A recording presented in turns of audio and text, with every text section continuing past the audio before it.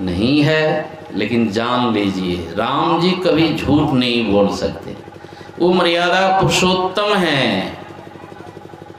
वही झूठ बोलेंगे तो दुनिया में सत्य बोलने वाला कौन होगा? तो कैसा भी व्यक्ति है, कोढ़ी व्यक्ति क्यों ना हो, रोगी व्यक्ति क्यों ना हो, बूढ़ा व्यक्ति क्यों ना हो, मनुष्य शरीर में है ना, लंगड़ा व्यक्ति क्यों ना हो, अंधा व्यक्ति क्यों ना हो, और बहिरा व्यक्ति भी क्यों ना हो, बड़े भाग मानुष तन पावा। तो आप लोग तो प्रश्न खड़ा कर देंगे कि लंगड़ा तो ठीक है, अंधा भी ठीक है, क्योंकि कान से सत्संग सुन लेगा, उनमें आँख और पैर की जरूरत नहीं है। लेकिन बहिरा कहाँ ठीक है? बहिरा तो कुछ सुनता ही, तो बड़े भाग मानुष तन पावा कहाँ हुआ? लेकिन मैं प्रसंग सुना देता हूँ। एक गांव में सत्संग होता था, गांव के सब लोग उसमें आते थे, सत्संग सुन करके जाते थे। उस गांव में एक बहिरा भी था। वो बहिरा भी समय पर एकदम बढ़िया से समय पर सत्संग में आ जाए और सत्संग समाप्त हो जाए फिर चला जाए। अब कान वाला सबको चिंता हो गई कि कभी कुछ सुनता ही नहीं, बिल्कुल बहिरा है। अरे एक दो दिन आया यार, रोज रोज आता है, समय बर्बाद करने के लिए आता। बहिरा को चिंता नहीं है, दूसरे को चिंता है। ये क्यों रोज रोज सत्संग में आता है? घर में बैठा रहता, कुछ काम करता 2 घंटा, रस्सिए बुनता तो कुछ लाभ होता। ये तो समय बर्बाद करने के लिए आता है। आपस में जितने भी थे श्रोता चर्चा करने, होते होते जो है एक दिन बहिरा जब सत्संग सुन करके जा रहा था तो सब लोग जो है उनको पूछते हैं। अब बहिरा से किस तरह पूछेंगे भाई, सुनते ही नहीं। तो आप लोगों को भी बहिरा कभी मिला होगा, वो बहुत तेज होता है, आपके इशारे को समझ जाएगा और आपको भी समझा देगा। तो बहिरा को कहते हैं भाई तुमको तो कान है ही नहीं, तुम कुछ सुनते नहीं हो, तो क्यों रोज रोज सत्संग में आते हो समय बर्बाद करने के लिए? बहिरा को लाभ था तब ना आ रहा था, नहीं सुनता था, लेकिन लाभ था तभी आ रहा था। लाभ नहीं दिखे तो कोई नहीं आएगा। तो बहिरा भी इशारे से सुनाता है, समझाता है कि मुझको भी लाभ है। भाई तुम कुछ सुनते ही नहीं हो तो लाभ क्या है? कहता है लाभ है। बहिरा समझाता है मैं सत्संग सुनूंगा तभी हमको लाभ होगा। अरे मैं जब घर पे ही रहता हूँ, जब सत्संग का समय होता है तो मेरे मन में खुशी आ जाती है, अब मैं सत्संग में जाऊँगा, अब मैं सत्संग में जाऊँगा, घरे से आना। और संत कबीर ने कहा है संत दरस को जाइए तजी ममता मद अभिमान, ज्यों ज्यों पग आगे धरे कोटि यज्ञ समान। सुने ही होंगे आप, अभी सत्संग सुने नहीं है, सत्संग के पंडाल में आए भी नहीं हैं, घरे से जो है कहते हैं जैसे जैसे कदम, थोड़ा सा उसमें शर्त है, माया मोह और अहंकार को छोड़ करके जो सत्संग सुनने के लिए एक एक कदम बढ़ाते हैं तो कहते हैं कि करोड़ों यज्ञ का फल रास्ते में ही मिल जाता है। अब एक यज्ञ करने में कितना नाकोदम। अभी देखते सरस्वती पूजा रास्ते में कितना छेक रहा था चंदा के ट्रक वाले को सरस्वती का पूजा करना है तो एक एक जग में कितने कितने लोग परिश्रम करते हैं, कठिनाई करते हैं, और जग का फल उनको मिलता है कि नहीं मिलता है देख ही रहे। यहाँ केवल सत्संग में आने में, रास्ते में दुनियादारी की चिंता छोड़ करके जो आते हैं तो रास्ते में ही करोड़ों यज्ञ का फल मिलता है। और बहिरा कहता है मैं सुन तो नहीं पाता हूँ सत्संग, लेकिन संत महात्माओं का जब मैं दर्शन करता हूँ, आँख तो है ये, जब दर्शन होता है तो मैं आनंद में डूबा रहता हूँ, जिस तरह रस में रसगुल्ला डूबा रहता है, आनंद। और बहिरा एक बड़ी बात कही कि मैं घर का गार्जियन हूँ, किसी घर का गार्जियन, बड़े उम्र के जो हैं मालिक, कहीं शराबी हो जाए गार्जियन, कहीं जुआड़ी हो जाए गार्जियन, तो कहना नहीं पड़ेगा, उसका बाल बच्चे का रास्ता खुला रहता है। वो भी शराबी बनेगा, वो भी जुआड़ी बनेगा। तो बहरा कहता है मैं घर का गार्जियन हूँ, मैं बार बार सत्संग में आता रहूँगा, तो मेरे देखा देखी मेरे बाल बच्चे भी सत्संग में आएंगे। हमको तो कान नहीं है, लेकिन मेरे बाल बच्चे को तो कान है। वो सत्संग सुनेगा तो उनको पूरा पूरा लाभ होगा। तो बात समझ में आ गई कि एक बहिरा को भी सत्संग में बड़ा लाभ है। मैं नहीं सुन पाऊंगा, मेरे बाल बच्चे तो सुनेंगे। इसलिए घर के गार्जियन यदि सत्संग में आ जाते हैं तो उनके बाल बच्चे का भी उद्धार हो जाता है, पीढ़ी पीढ़ी दर का उद्धार हो जाता है। वे संसार में भटकते नहीं हैं, वे 84 लाख जोनी में जाते नहीं हैं। उनको गारंटी हो जाती है कि बार बार मनुष्य शरीर मिलता रहे। इसलिए कहा बड़े भाग्य मानुष तन पावा, सुर दुर्लभ सब ग्रंथ ही गावा। राम जी कहते हैं मैं तो कहता ही हूँ, दुनिया में जितने भी सद ग्रंथ हैं सबों का यही कहना है कि इस शरीर को प्राप्त करने के लिए देवी देवता भी ललायित रहते हैं, क्योंकि देवी देवता स्थूल शरीर में नहीं है। और बिना स्थूल शरीर में रहे जो है कर्म नहीं होगा,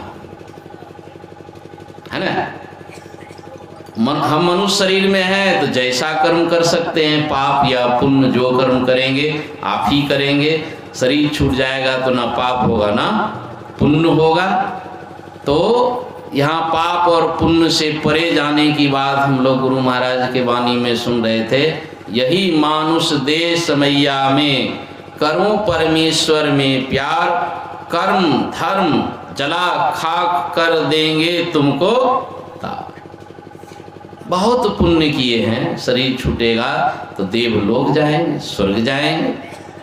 बहुत पाप किए हैं या थोड़ा पाप किए हैं, युधिष्ठिर महाराज थोड़े पाप किए थे, नहीं थोड़ा भी पाप होगा तो नरक जाना पड़ेगा। जब युधिष्ठिर महाराज को नरक जाना पड़ा, जीवन में कोई झूठ नहीं, कोई पाप कर्म उन्होंने नहीं किया था, और कहेंगे कि किए भी तो भगवान कृष्ण के दबाव में आकर के, उनकी इच्छा नहीं थी झूठ बोलने की, है ना। भगवान कृष्ण ने दबाव दिया कि भैया युद्ध है, युद्ध में विजय चाहिए। भगवान कृष्ण कह रहे हैं युद्ध क्यों करते हैं लोग? हारने के लिए। युद्ध इसलिए करते हैं कि विजय हो, चाहे कल से, बल से, छल से, जैसे हो विजय चाहिए। भगवान कृष्ण कह रहे हैं। युधिष्ठिर को लगा अब तो कोई उपाय नहीं, भगवान की बात को मैं टाल नहीं सकता। कहा कि ठीक है, मैं इतना कहूँगा, अश्वस्थामा हतो नरो वा कुंजरो। कह दिए भगवान कृष्ण, बस इतना ही कह दीजिए, काम बन जाए। झूठ है, जरा सा झूठ नहीं। और द्रोणाचार्य के पास जा करके युधिष्ठिर महाराज ने कह दिया, नहीं, द्रोणाचार्य के पुत्र का नाम अश्वस्थामा था और द्रोणाचार्य को मरने का कोई उपाय नहीं था, एक ही पुत्र सौ। भगवान कृष्ण ने कहा कि द्रोणाचार्य अजय है, उनको कोई मार नहीं सकता है, किसी अस्त्र शस्त्र से वे मारे नहीं जा सकते हैं, कैसे मरेगा।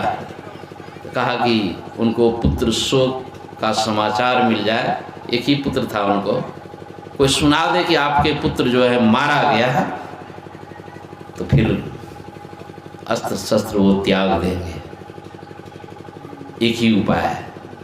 तो वही जो है अश्वस्थामा को तो भीम ने नहीं मारा, एक अवंती देश का एक लड़ाकू हाथी का नाम भी अश्वस्थामा था, उसी हाथी को जो है गदा से चूर चूर करके भीम ने मार दिया और हल्ला कर दिया कि मैं मार दिया।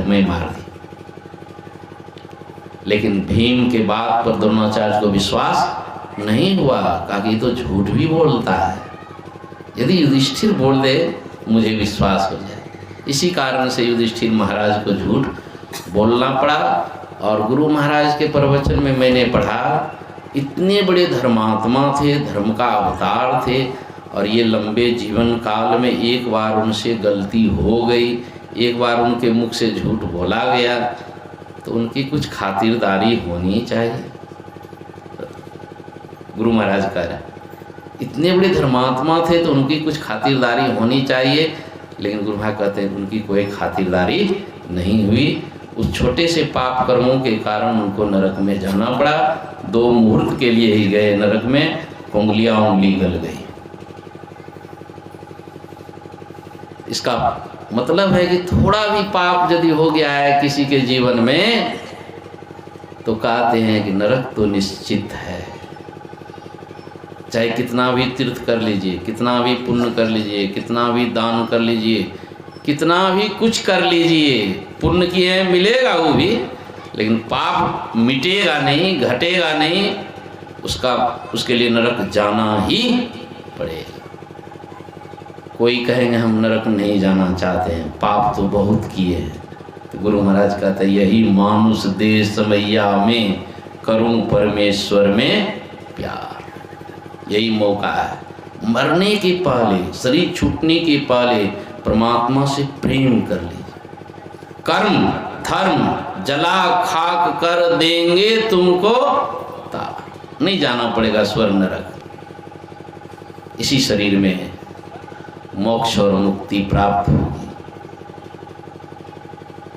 इसी के लिए ये मनुष्य का शरीर मिला है। इसीलिए देवी देवता से भी ये बढ़ चढ़ करके मनुष्य शरीर है।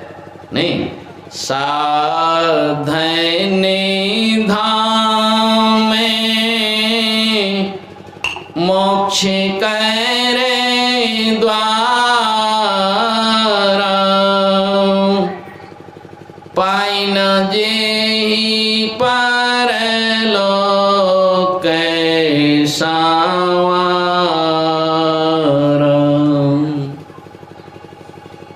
इस शरीर को साधन धाम बताया राम जी ने। आप इस शरीर में आए हैं, मनुष्य शरीर में आए हैं, तो मौका का फायदा उठा लीजिए। ये नहीं कि अरबपति बन जाएंगे तो मौका का फायदा मिल गया, खरबपति राष्ट्रपति बन जाएंगे, कुछ भी बन जाएंगे। इस शरीर पा करके देवी देवता भी बन जाएंगे, इस शरीर पा करके आप इंद्र भी बन जाएंगे। आप मौका, इस शरीर से मौका का फायदा नहीं उठा। इस तरह की साधना कीजिए, इस तरह का परिश्रम कीजिए, इस तरह की कमाई कीजिए, चाहे आप एक अक्षर पढ़े लिखे हो या ना, आपको खाने पीने के लिए व्यवस्था हो या ना, रोटी कपड़ा मकान सबका अभाव है, लेकिन आप साधन करते हैं। कैसे करेंगे साधन? अपने मन से नहीं। ये बड़ी सूक्ष्म बात है। बिन गुरु माला फेरता, बिन गुरु करता दान, बिन गुरु सब निष्फल गया, बूझो वेद पुराण। जिनके जीवन में गुरु नहीं है उनके जीवन में साधना नहीं होती। बिना गुरु का जो साधना करते हैं सब निष्फल जाता है। साधने धाम में मोक्ष करे द्वारा, पाई न जेहि परलोक संवारा। जो साधन करके मुक्ति के द्वार का पता नहीं पाया, सो परत्र दुख पावई। सिर धोनी धोनी पछिता, काल ही कर्म ही ईश्वर ही, मिथ्या दोष लगा। मौका को फायदा नहीं लिया, वो मरेंगे तो परलोक में चिल्लाएंगे, सिर धुन धुन करके पश्चाताप करेंगे और काल का दोष, समय का दोष, अपने कर्म का दोष और ईश्वर का भी दोष देते हैं। कहाँ? जब शरीर छूट जाता है परलोक में, हमको समय ही नहीं मिला भगवान का भजन करने का। करकटमिति घूमने के लिए समय मिला, ताश खेलने के लिए समय मिला, दुनिया के सब काम करने के लिए समय मिला, और भगवान के भजन करने के लिए आपको समय नहीं मिला। ये तो वहाँ चिल्ला रहे हैं परलोक में जा। अपने कर्म का भी दोष देते हैं। हमारा कर्म यदि अच्छा होता, हमें अच्छे साथी संगी भी मिल जाते। संगत से सुख होत है, कुसंगत से दुख हो। कह कबीर तहाँ जाइए जहाँ साधु संग हो। तो कर्म अच्छा नहीं था, कुसंग में जीवन चला गया, साधु की संगति में नहीं आए, अपने कर्म का दोष देते हैं और भगवान का भी दोष देते हैं। दोष देने वाले तो किसी को भी दे सकते हैं।